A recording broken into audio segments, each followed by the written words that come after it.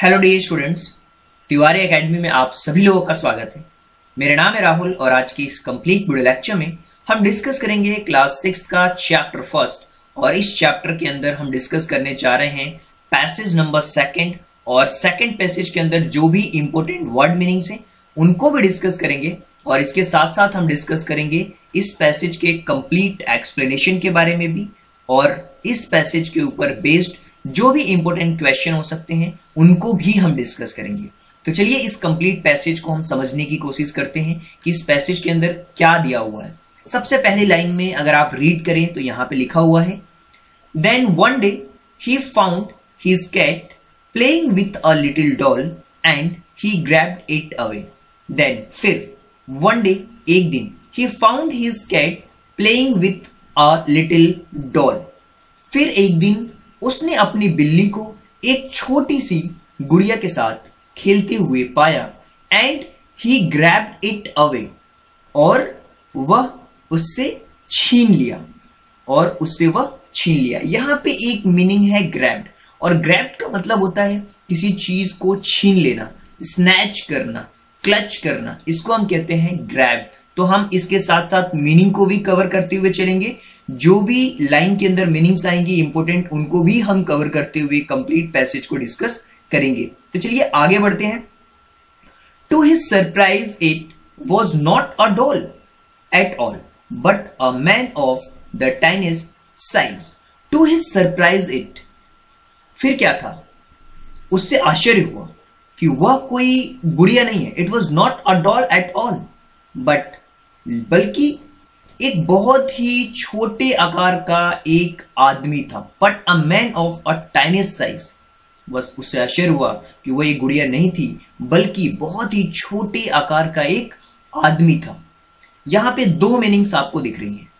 पहली मीनिंग है surprise, surprise होना यानी कि किसी चीज को आश्चर्यचकित कर देना। सरप्राइज आपने देखा होगा, बर्थडे के सरप्राइजेस देते हैं, हम क्या करते हैं उसको सरप्राइज कर देते हैं एकदम से। सरप्राइज का मतलब होता है जिस चीज के बारे में आपने एक्सपेक्ट ही नहीं किया था, अनएक्सपेक्टेडली कोई चीज होती है, सडनली कोई चीज होती है, उसे कहा जाता है सरप्राइज। और टाइनिस्ट का मतलब होता है बिल्कुल छोटा, टाइनी कहते हैं ना, बिल्कुल टाइनी साइज, एक्सट्रीमली स्मॉल कोई चीज होती है उसको कहते हैं हम टाइनी। और ये टाइनी से ही टाइनिस्ट बना है, जिसको हम एडजेक्टिव, ये एक तरीके का एडजेक्टिव है, राइट। और सरप्राइज एक तरीके का नाउन है। और ग्रैब की अगर बात करें तो ये एक वर्ब फॉर्म है, राइट। तो यहां पे ये मीनिंग्स तो आपको कंप्लीटली बहुत अच्छी तरीके से समझ आई होगी। आगे बढ़ते हैं और समझने की हम कोशिश करते हैं अगली लाइंस को, राइट। अब यहां पे देखिए एक वर्ड यहां पे लिखा हुआ है, he had a little wool shirt with old fashioned breeches and high tall hat much like a witch. He had a little wool. उसके पास जो भी चीजें थी, उसके पास क्या था? उसके पास एक बहुत ही ऊनी कमीज यानी कि जो ठंडियों की शर्ट होती है वो थी, विथ ओल्ड फैशन, पुराने जमाने का एक ब्रिच यानी कि एक पैजामा था। अ हाई टॉल हैट, उसके पास एक लंबी ऊंची टोपी थी। मच लाइक एज विच, जैसे कि कोई जादूगरनी होती है उसके जैसी उसके पास वो चीज थी।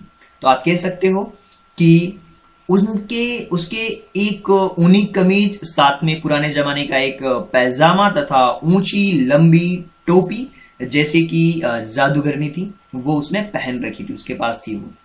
तो यहां पे दो मीनिंग्स आ रही हैं।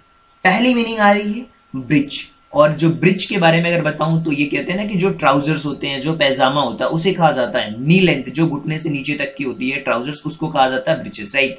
और यहां पे आप देख पा रहे हैं विच लिखा, इसका मतलब होता है कि जो मैजिकल पावर में बिलीव करता है, जादूगर नहीं होता है। A woman who believed have to magical power, जिसके पास कोई मैजिकल पावर्स होती हैं, जो शक्तियां होती हैं, उसको कहा जाता है विच, राइट। तो ये चीज आपको बहुत अच्छी तरीके से समझ आई होगी।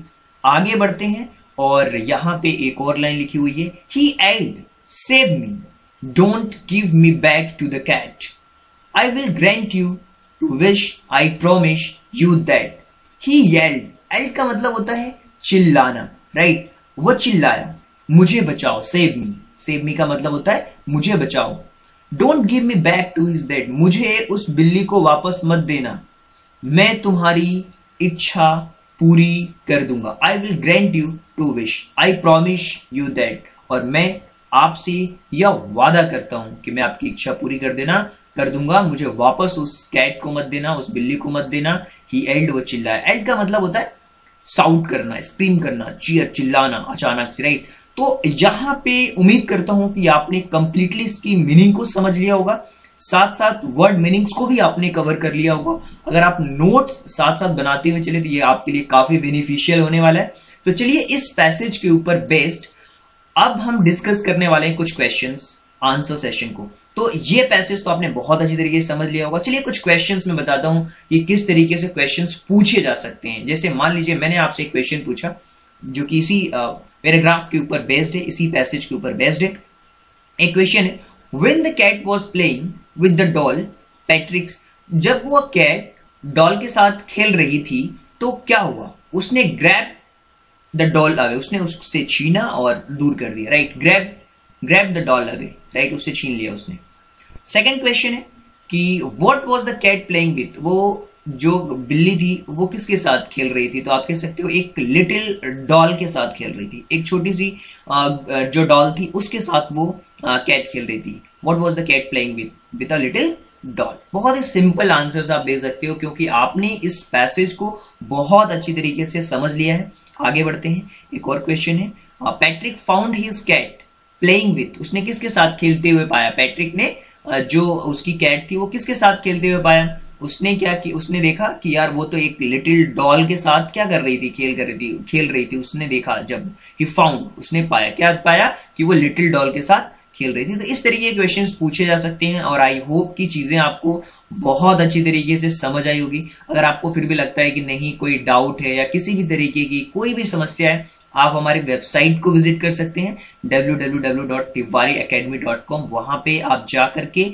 जो क्लास 6 का सेक्शन है वहां पे जाके कंप्लीटली आप क्वेश्चन आंसर सेशन को देख सकते हैं। आप हिंदी टू इंग्लिश ट्रांसलेशंस को भी देख करके समझ सकते हैं। सारी चीजों को आप बहुत अच्छी तरीके से देख सकते हैं। So thank you so much and thanks for giving your precious time at the last. God bless you. Thank you so much.